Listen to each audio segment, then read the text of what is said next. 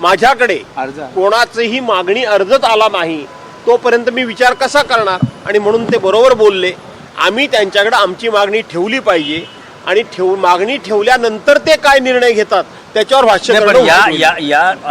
या विषयासंदर्भात तुमच्याच पक्षातल्या दोन मित्र पक्षांचं असं म्हणणं आहे NCP आणि काँग्रेसचं की अर्ज अशी कधी विरोधी नेत्यासाठी परंपरा राहिलेली नाही, अर्ज केला जात नाही या पदासाठी. असं नाही आहे. माझ्या माहितीप्रमाणे ज्या वेळेला आमचं सरकार पडलं आणि अजितदादा विरोधी पक्ष नेते झाले त्यावेळेला अजितदादांनी त्याकडे मागणी केलेली होती. जयंतराव पाटलांनी पक्षाचे अध्यक्ष म्हणून मागणी केलेली होती.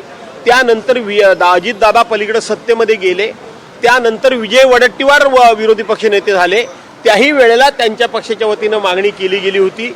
त्यामुळं अशी मागणीची प्रथा नाही असं अजिबात नाही. अर्ज करणे अर्ज म्हणजे मागणी, दुसरा अर्ज याचा अर्थ काय?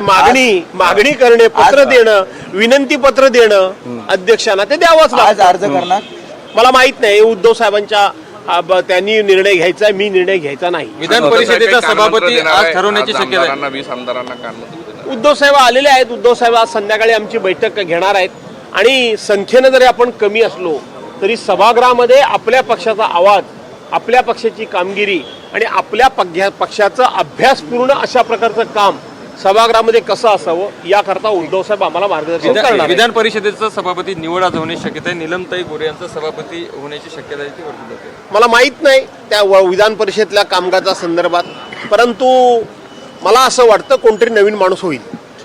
ओके, धन्यवाद. एक